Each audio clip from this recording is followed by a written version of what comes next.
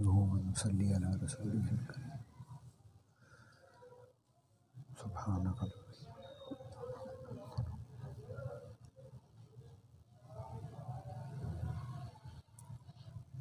یہ مجدد صاحب رحمۃ اللہ علیہ نے نا ایک خط لکھا ہے، اس کا نمبر ہے مکتوب نمبر 41، اور یہ لکھا تھا ایک صالحہ خاتون کے نام صادر فرمایا، عورتوں کے لیے ضروری نصیحتوں کے بیان میں، اور آیت کریمہ یا ایھا النبی اذا جاءک المؤمنات کی تعویل میں۔ اللہ تبارک و تعالیٰ کا ارشاد ہے، یا ایھا النبی اذا جاءک المؤمنات یبایعنک علی ان لا یشرکن باللہ شیئا ولا یسرقن ولا یزنین ولا یقتلن اولادہن ولا یأتین ببہتان یفترینہ بین ایدیہن وارجلہن ولا یعصینک فی معروف فبایعہن واستغفر لہن اللہ ان اللہ غفور الرحیم۔ اے نبی صلی اللہ علیہ وآلہ وسلم، جب تمہارے پاس ایمان والی عورتیں بیعت ہونے کی غرض سے آئیں اس بات پر کہ وہ اللہ تعالیٰ کے ساتھ کسی کو شریک نہ ٹھہرائیں گی، اور چوری نہ کریں گی، زنا نہ کریں گی، اور اپنی اولاد کو قتل نہ کریں گی، اور کسی پر من گھڑت بہتان نہ لگائیں گی، اور کسی نیک کام میں تمہاری نافرمانی نہ کریں گی، پس ان کو بیعت کر لو اور ان کے لیے اللہ تعالیٰ سے مغفرت مانگو، بے شک اللہ تعالیٰ بخشنے والا مہربان ہے۔ بسم اللہ، یہ خط کافی لمبا ہے، تو اس میں جو بات ہے نا وہ ہمارے سمجھنے کے لیے وہ یہ ہے کہ ہمارے معاشرے میں نا 2-3 قسم کے نظریات پائے جاتے ہیں بیعت کے بارے میں، بیعت ہونے اور بیعت کرنے کے بارے میں۔ اس میں سے ایک جو نظریہ دنیا کے اندر پایا جاتا ہے وہ یہ ہے کہ اس چیز کی بالکل کوئی ضرورت نہیں ہے، اور بعض اوقات اس کو بدعت تک بھی کہہ دیا جاتا ہے، اور ہمارے ہی کچھ لوگوں نے یہ جو بیعت ہونا ہے اور تصوف ہے اور اس میں لگنا ہے، اس کو افیون کے نشے کی طرح کہہ دیا۔ جیسے انسان جو افیون کا نشہ کرنے لگ جاتا ہے تو بس وہ جیسے ہم کہتے ہیں نا وہ فارغ ہو جاتا ہے ہر چیز سے، اب وہ نہ دنیا کے کسی کام کا رہتا ہے نہ وہ دین کے کسی کام کا رہتا ہے۔ تو ایک یہ نظریہ بھی پایا جاتا ہے ہمارے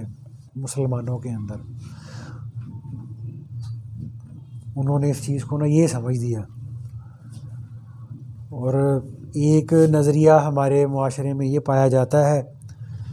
کہ بس جو بیعت ہو گیا، یا دوسرے لفظوں میں جس نے پیراں دا لڑ پھڑ لیا، اب وہ کچھ بھی کرتا رہے، وہ بے شک کبیرہ گناہوں میں لگا رہے اور فرائض کی بھی پابندی نہ کرے، بس ان کا یہ نظریہ ہو جاتا ہے کہ جی بس سانوں ساڈے پیراں نے بخشا دینا۔ ایسے لوگ بھی کافی سارے ہمارے معاشرے میں نا پائے جاتے ہیں، کہتے ہیں جی بس اب بزرگاں دا لڑ پھڑ لیا وا تے انہاں آپ ہی سانوں باہ پھڑ کے جنت چ لے جانا۔ اور یہاں تک بھی لوگوں نے کہہ دیا کہ قرآن پاک کے بارے میں یہ کہا جانے لگا کہ نعوذ باللہ گونگا پیر پھڑن نہ کچھ نہیں ہونا، زندہ پیر پھڑو۔ یعنی انہوں نے قرآن پاک کو اور قرآن پاک کی تفسیر کو اور قرآن پاک کے جو احکامات ہیں ان کو نعوذ باللہ گونگا پیر کہتے ہیں۔ ہمارے معاشرے میں نا ایک جاہل طبقہ ایسا بھی ہے کہ گونگے پیر نو چھڈو تسی کو زندہ پیر پڑھو، یعنی زندہ پیر ہے کہ بس تم کسی بزرگ سے بیعت ہو جاؤ۔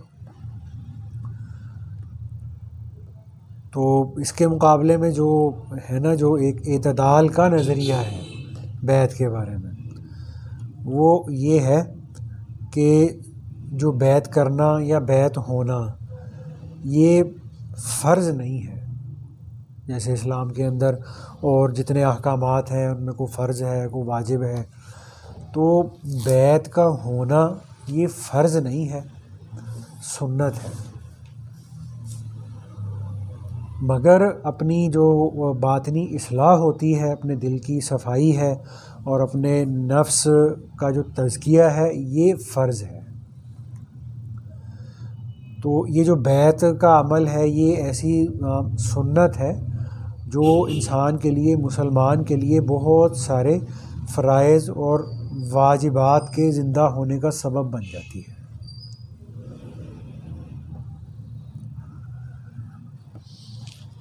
یہ جو ہم نے آیت ابھی پڑھی تھی نا، یہ قرآن پاک کے اندر ہے سورۃ ممتحنہ، غالباً یہ سورہ حشر کے بعد ہے شاید۔ تو قرآن پاک کی اس آیت کو قرآن پاک کی ایک تفسیر میں نے دیکھا تھا، اس میں لکھا ہوا تھا قرآن پاک کی اس آیت کو آیت بیعت کہا جاتا ہے،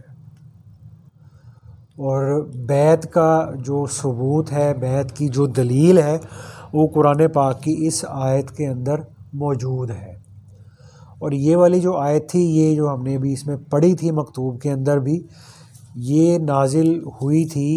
فتح مکہ والے دن، جس دن مکہ فتح ہوا تھا۔ تو مکہ فتح ہونے کے بعد اللہ کے نبی صلی اللہ علیہ وآلہ وسلم جب مردوں کو بیعت فرما لیا، جو اس موقع پہ جو مرد تھے جو صحابہ بن چکے تھے ان کو بیعت فرما لیا، تو اس موقع پر آپ صلی اللہ علیہ وآلہ وسلم جو ہے نا صفا مروہ کی جو پہاڑی ہے، اس میں صفا کی جو پہاڑی تھی اس کے اوپر بیٹھے ہوئے تھے، اوپر کی طرف، اور آپ صلی اللہ علیہ وسلم سے تھوڑا نیچے کی طرف حضرت عمر رضی اللہ تعالیٰ عنہ بیٹھے ہوئے تھے، اور اس پہاڑی کے نیچے کچھ مسلمان جو صحابیات تھیں، جو خواتین تھیں، عورتیں تھیں، وہ بیٹھی ہوئی تھیں۔ تو یہ آیت نازل ہو گئی، تو اللہ کے نبی صلی اللہ علیہ وسلم نے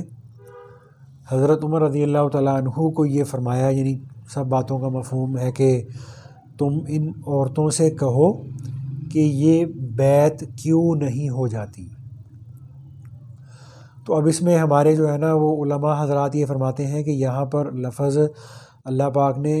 اذا جاءک المؤمنات کا فرمایا ہے، کافرات کا نہیں فرمایا، مشرکات کا نہیں فرمایا، منافقات کا نہیں فرمایا کہ مشرک عورتیں یا منافق عورتیں، یہ نہیں فرمایا، مومن عورتوں کا فرمایا ہے۔ تو اس آیت سے عورتوں کی بیعت کا جو ہے نا وہ ہمیں قرآن پاک سے ثبوت ملتا ہے۔ تو اس موقع پر جب ان خواتین تک وہ بات پہنچی کہ آپ لوگ بیعت کیوں نہیں ہو جاتی، تو ان خواتین کے اندر جو تھی نا حضرت ابو سفیان رضی اللہ تعالیٰ عنہ کی جو اہلیہ تھی، جو جن کو کہتے ہیں نا حضرت ہندہ، اور یہ حضرت ہندہ وہ تھیں جنہوں نے احد کے اندر حضرت حمزہ رضی اللہ تعالیٰ عنہ کو شہید کیا تھا، اور شہید کر کے ان کے پیٹ کو چیر کر ان کا کلیجہ نکال کر اس کو چبا کے پھینکا تھا۔ تو یہ بھی اس وقت میں نا یہ جو خواتین کے اندر بیٹھی ہوئی تھیں اور یہ مسلمان ہو چکی تھیں، لیکن یہ اللہ کے نبی صلی اللہ علیہ وسلم کے مطلب کہہ لیں کہ خوف کی وجہ سے یا ایک ڈر کی وجہ سے نا چھپ کے بیٹھی ہوئی تھیں ان خواتین کے اندر۔ تو جب حضرت عمر رضی اللہ تعالیٰ عنہ نے اللہ کے نبی صلی اللہ علیہ وسلم کے فرمانے پر یہ والی آیت پڑھنا شروع کی، تو جب وہ آئے نا اس لفظ پر ولا یسرقنا کہ چوری نہیں کریں گی، تو وہ جو تھی نا حضرت ہندہ رضی اللہ تعالیٰ عنہ، تو انہوں نے حضرت عمر رضی اللہ تعالیٰ عنہ کو کہا کہ یہ جو ابو سفیان ہے نا، یعنی میرا شوہر ہے، یہ جو ابو سفیان ہے یہ بڑے کنجوس ہیں۔ تفسیر میں ایسے ہی الفاظ لکھے ہوئے تھے، کنجوس اور بخیل ہیں۔ تو بعض دفعہ ایسا ہوتا ہے کہ میں نا ان کی جیب میں سے پیسے نکال لیتی ہوں ان کو پتہ لگے بغیر، تاکہ جو گھر کا جو خرچہ وغیرہ ہے نا وہ صحیح طرح سے چلتا رہے۔ تو تھوڑا پاس ہی حضرت ابو سفیان رضی اللہ عنہ بھی بیٹھے ہوئے تھے، تو انہوں نے فرمایا کہ کوئی بات نہیں، میں نے تمہیں معاف کیا۔ اور پھر جب حضرت عمر رضی اللہ عنہ نے اس آیت کا یہ حصہ پڑھا ولا یقتلن اولادہن کہ اپنی اولاد کو قتل نہیں کرو گے، اپنی اولاد کو قتل نہیں کرو گی، تو یہ جو تھی نا حضرت ہندہ رضی اللہ تعالیٰ عنہ اور ابو سفیان رضی اللہ عنہ، ان کا ایک بیٹا تھا، وہ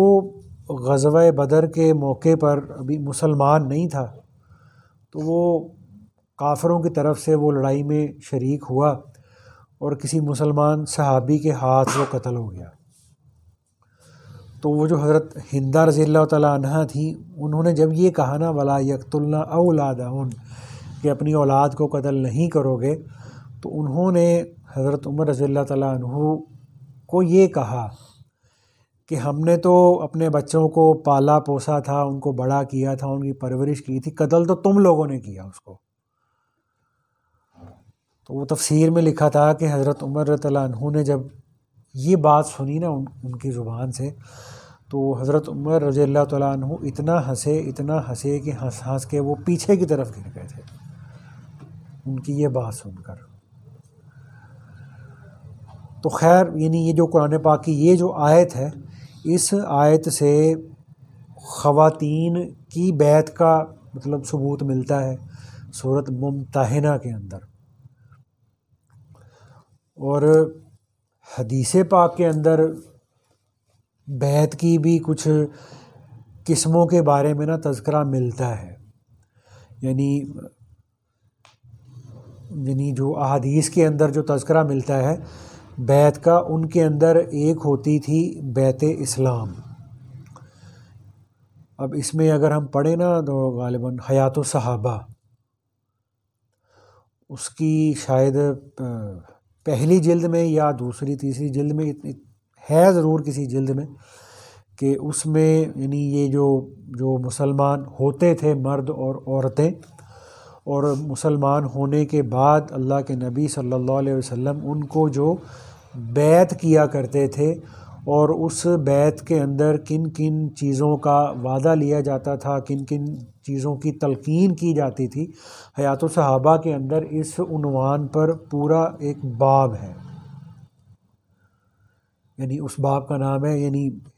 بیعت اسلام کے نام سے۔ اور اس کے علاوہ جو بیعت عقبہ اولیٰ ہوئی تھی حدیث کی کتابوں کے اندر ایک ملتا ہے، پھر بیعت عقبہ ثانیہ ایک ہوئی تھی، یہ بھی حدیث کی کتابوں کے اندر یہ ملتا ہے۔ تو ان میں کیا ہوتا تھا کہ اللہ کے نبی صلی اللہ علیہ وآلہ وسلم کے مدینہ منورہ ہجرت فرمانے سے پہلے حج کے زمانے میں جو لوگ حج کے لیے مکہ مکرمہ آیا کرتے تھے، تو اللہ کے نبی صلی اللہ علیہ وسلم کے ہاتھ پر وہ مسلمان ہوتے تھے، اور مسلمان ہوتے وقت ہی وہ آپ صلی اللہ علیہ وسلم کے ہاتھ پر بیعت بھی فرمایا کرتے تھے، بیعت بھی کیا کرتے تھے۔ تو اس بیعت کو کہا جاتا تھا بیعت اسلام۔ اور بیعت کی جو دوسری قسم جو حدیث کی کتابوں کے اندر آتی ہے، اس کو کہا جاتا ہے بیعت جہاد۔ اس کی بھی کافی ساری مثالیں ہیں، یعنی اس کی ایک مثال یہ ہے کہ جب حدیبیہ کے موقع پر لڑائی کا جو موقع تھا، تو اللہ کے نبی صلی اللہ علیہ وآلہ وسلم نے صحابہ کرام سے بیعت کی، اور بیعت کے اندر ان سے اس بات کا عہد لیا، ان سے اس بات کا وعدہ لیا کہ جب تک ہم لوگ زندہ ہیں ہم دشمن کا مقابلہ کریں گے۔ اس بات پر بیعت کی کہ میرے ساتھ اس بات پر وعدہ کرو، عہد کرو کہ جب تک ہم لوگ زندہ ہیں ہم لوگ دشمن کا مقابلہ کریں گے۔ اور اس موقع پر جو حدیبیہ کا موقع تھا تو اس کے اندر اس موقع پر سورۃ فتح کی جو آیت تھی نا، لقد رضی اللہ عن المؤمنین اذ یبایعونک تحت الشجرہ، یہ آیتیں نازل ہوئیں کہ بے شک اللہ ان مومنوں سے راضی ہو گیا جنہوں نے درخت کے نیچے آپ کے ہاتھ پر بیعت کی۔ تو ایسے ہی ایک حدیث کے اندر آتا ہے جس کا مفہوم ہے کہ حضرت ایک صحابی تھے، حضرت ان کا نام تھا حضرت سلمہ بن اکوع رضی اللہ تعالیٰ عنہ۔ تو وہ یہ فرماتے تھے کہ حدیبیہ کی لڑائی کے موقع پر میں نے اللہ کے نبی صلی اللہ علیہ وآلہ وسلم سے بیعت کی۔ تو کسی نے پوچھا کہ جی کس بات پر بیعت کی؟ تو حضرت سلمہ بن اکوع رضی اللہ تعالیٰ عنہ نے فرمایا علی الموت، موت پر بیعت کی۔ یعنی اس کا مطلب یہی تھا کہ انشاءاللہ دشمن کا مقابلہ کریں گے اور کرتے کرتے مر جائیں گے مگر پیچھے نہیں ہٹیں گے، واپس نہیں جائیں گے۔ اور اس کی ایک اور مثال جو بیعت جہاد کی ملتی ہے وہ ہے کہ جب غزوہ احزاب ہوئی تھی، اس کا بھی حدیث کی کتابوں کے اندر تذکرہ ملتا ہے، تو اس میں جب حضرت سلمان فارسی رضی اللہ تعالیٰ عنہ کے مشورے سے صحابہ کرام نے جب خندقیں کھودی تھی، خندق کو کھودا تھا، تو اس موقع پر آتا ہے کہ صحابہ کرام جب خندق کھود رہے تھے تو خندق کھودتے ہوئے بہت سارے صحابہ کرام کی زبانوں پر یہ اشعار ہوتے تھے، نحن الذین بایعوا محمدا علی الجہاد ما بقینا ابدا، کہ ہم وہ لوگ ہیں جنہوں نے محمد صلی اللہ علیہ وآلہ وسلم کے ہاتھ پر جہاد کی بیعت کی ہے اس وقت تک جب تک ہماری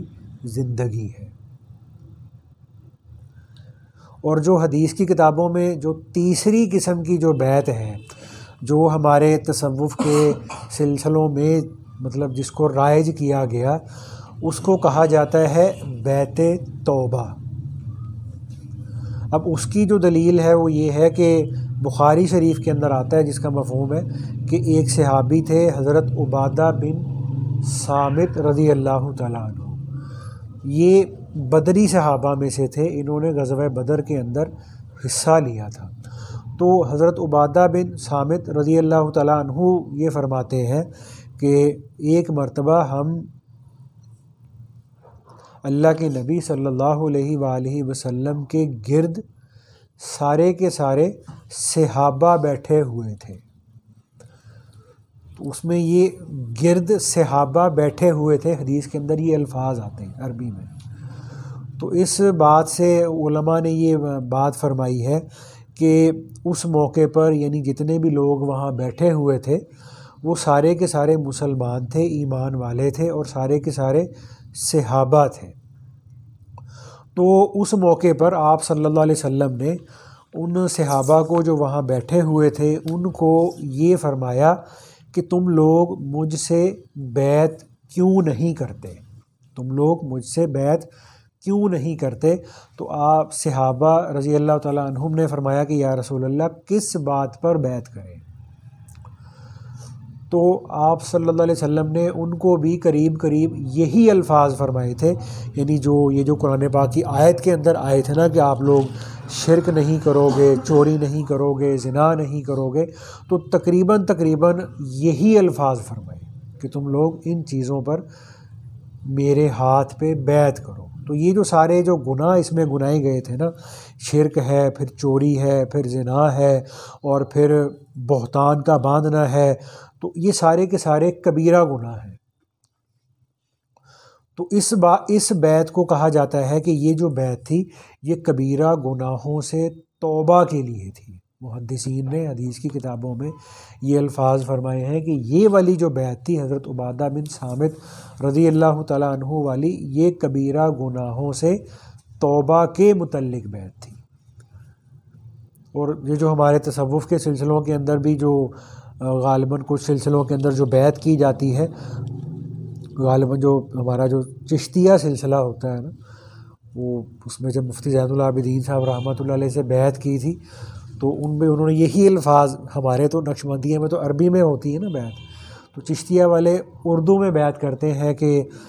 ہم نے توبہ کی کفر سے، شرک سے، زنا سے، چوری سے، بدکاری سے، جان بوجھ کے نماز کے چھوڑنے سے۔ تو یہ الفاظ شیخ صاحب آگے آگے کہتے جاتے ہیں،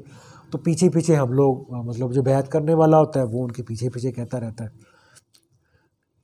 تو یہ جو تھا نا، یہ کچھ قرآن پاک سے بھی بیعت کا جو ثبوت ہے کچھ اس کی تفصیل تھی، اور جو احادیث کے اندر جو بیعت کا جو مطلب تذکرہ ہے یہ کچھ اس کی بھی تفصیل تھی۔ اب اس میں ہمارے حکیم اختر صاحب رحمۃ اللہ علیہ نے ایک بات یہ فرمائی ہے، وہ یہ فرماتے ہیں کہ یہ جو قرآن پاک کے اندر اللہ پاک نے جو بیعت کے بارے میں فرمایا نا کہ ان الذین یبایعونک انما یبایعون اللہ ید اللہ فوق ایدیہم،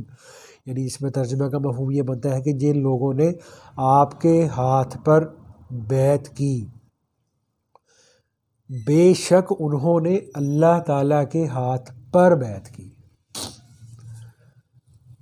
اور پھر اس کے بعد فرماتے ہیں کہ ید اللہ فوق ایدیہم، تو یہ وہ موقع تھا کہ جس میں وہ غالباً حضرت عثمان غنی رضی اللہ تعالیٰ عنہ کی شہادت کی افواہ پھیل گئی تھی، تو اللہ کے نبی صلی اللہ علیہ وسلم نے پھر وہ جو درخت کے نیچے جو اس وقت جتنے بھی صحابہ تھے ان سب نے جو ہے وہ آپ صلی اللہ علیہ وسلم کے ہاتھ میں ہاتھ دے کر حضرت عثمان غنی رضی اللہ تعالیٰ عنہ کی شہادت کا بدلہ لینے کے لیے بیعت کی تھی۔ تو اب جب صحابہ نے آپ صلی اللہ علیہ وسلم کے ہاتھ پہ ہاتھ رکھ دیا تو اب یہ ہوا کہ آپ صلی اللہ علیہ وسلم نے اپنا جو دوسرا ہاتھ تھا وہ ان ہاتھوں پہ رکھ کر فرما دیا اور یہ عثمان کا ہاتھ ہے، اور یہ عثمان کا ہاتھ ہے۔ تو جب آپ صلی اللہ علیہ وسلم نے یہ بات فرمائی نا تو اس موقع پر یہ آیتیں آئیں ید اللہ فوق ایدیہم، اور ان سب کے ہاتھ پر اللہ کا ہاتھ ہے۔ تو اس میں ہمارے حکیم اختر صاحب رحمۃ اللہ علیہ نے اس سے ایک عجیب بات یہ فرمائی تھی، وہ یہ فرمایا کرتے تھے کہ شریعت کے اندر کتنے سارے اعمال ہیں، بہت سارے اعمال ہیں، لیکن یہ جو بیعت کا جو سنت اور مسنون عمل ہے اس کے اندر اللہ پاک نے ایک ایسی ایک نرالی اور انوکھی شان رکھی ہے کہ اس سنت کو اختیار کرنے والے کا ہاتھ اللہ کے ہاتھ میں چلا جاتا ہے۔ یعنی جیسے ہم نے جب بیعت کی تو ہم نے اپنے شیخ کے ہاتھ میں ہاتھ دیا، انہوں نے اپنے شیخ کے ہاتھ میں، انہوں نے اپنے شیخ کے ہاتھ میں، انہوں نے اپنے شیخ کے ہاتھ میں، تو وہ کرتے کرتے کرتے کرتے اللہ کے نبی صلی اللہ علیہ وآلہ وسلم کے ہاتھ تک بات پہنچ گئی۔ تو اس لیے اللہ پاک فرماتے ہیں ید اللہ فوق ایدیہم، اور ان کے ہاتھ پر اللہ کا ہاتھ ہے۔ تو ایک طرح سے وہ فرمایا کرتے تھے حکیم صاحب رحمۃ اللہ علیہ کہ جو بیعت کا جو سنت عمل ہے یہ اس کو اختیار کرنے والا ایسا ہی ہے جیسا اس نے اللہ تعالیٰ کے ساتھ مصافحہ کر لیا ہے۔ ٹھیک ہے نا۔ اور میں جب یہ جاوید حسین شاہ صاحب سے بیعت ہوا تھا نا تو اس میں انہوں نے ایک بات اس وقت یہ فرمائی تھی، وہ فرماتے تھے کہ یہ جو بیعت ہے نا، لفظ بے یہ عین تا، فرماتے تھے کہ یہ لفظ بیعت یہ بے سے نکلا ہے، یعنی بے یہ عین، اور بے کا مطلب ہوتا ہے خرید و فروخت، خرید و فروخت، یعنی وہ ان کے بتانے کا مقصد یہ تھا کہ بیعت کا مطلب ہوتا ہے اپنے آپ کو کسی کے ہاتھ پر بیچ دینا، فروخت کرنا۔ اور جب ہم دکاندار سے کوئی چیز خرید کے لاتے ہیں، دکاندار ہمیں کوئی چیز فروخت کر دیتا ہے، ہم اس کی قیمت کو ادا کر دیتے ہیں، تو اس کے بعد اس کے استعمال کے اندر اس چیز کی مرضی ختم ہو جاتی ہے، چونکہ ہم نے اس چیز کو خرید لیا ہے، اب ہم اس چیز کے مالک بن گئے ہیں، تو اب ہم جیسے چاہیں اس کے اندر تصرف کریں، جیسے چاہیں اس کو استعمال کرے۔ تو اس لیے ہمارے حضرات یہ فرماتے ہیں کہ جب انسان نے کسی سے بیعت ہونا ہو تو بیعت ہونے سے پہلے انسان ذرا اچھی طرح دیکھ بھال لے، سوچ لے، استخارہ کر لے، دعا کر لے، اس کے بعد کسی شیخ کے ہاتھ میں ہاتھ دے۔ اور پھر جب اس کے ہاتھ میں ہاتھ دے دیا تو بس پھر اپنی مرضی کو ختم کر دے۔ یہ نہیں کہ کچھ ان کی مانتے رہے، کچھ اپنی مناتے رہے، کچھ ان کی مان لی، کچھ اپنی منا لی، اس طرح نہیں، کیونکہ وہ تو پھر بیعت کا حقیقی مقصد ہی پورا نہیں ہوتا۔ اس کا مطلب ہے اپنے آپ کو بیچ دینا۔ جیسے ہمارے وہ ایک بزرگ ہیں اس وقت غالباً انگلینڈ کے اندر ہوتے ہیں، تو ایک دفعہ انہوں نے یہ بات فرمائی تھی۔ وہ یہ فرماتے تھے کہ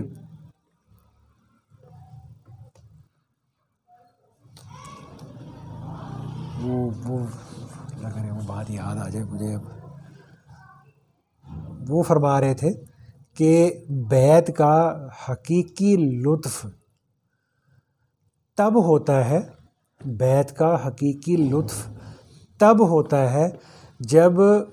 شیخ کو اپنے مرید کو کچھ کہنے کے لیے یا اس کو کسی بات پر لانے کے لیے یا اس کو کسی بات سے روکنے کے لیے شیخ کو سوچنا نہ پڑے۔ یعنی شیخ کو یہ سوچ آئے کہ اس کو میں کہوں نہ کہوں، اس کو میں کہوں نہ کہوں، اس کو کہنا چاہیے نہیں کہنا چاہیے، ٹھیک ہے نا۔ تو جب تک یہ چیز موجود ہے نا شیخ اور مرید کے بیچ میں، اس وقت تک بیعت کا حقیقی جو لطف ہے نا وہ حاصل نہیں ہوتا۔ یعنی شیخ اور مرید کے درمیان میں ایسا تعلق ہونا چاہیے کہ شیخ کو ایک لمحے کے لیے بھی سوچنا نہ پڑے، تردد نہ کرنا پڑے کہ اس کو میں یہ بات کہوں یا نہ کہوں۔ ٹھیک ہے نا بھائی؟ تو اللہ پاک بھائی ہمیں اس پر عمل کی توفیق عطا کرے بھائی، اللہ پاک اس کی قدر بھی نصیب کر دے ہمیں۔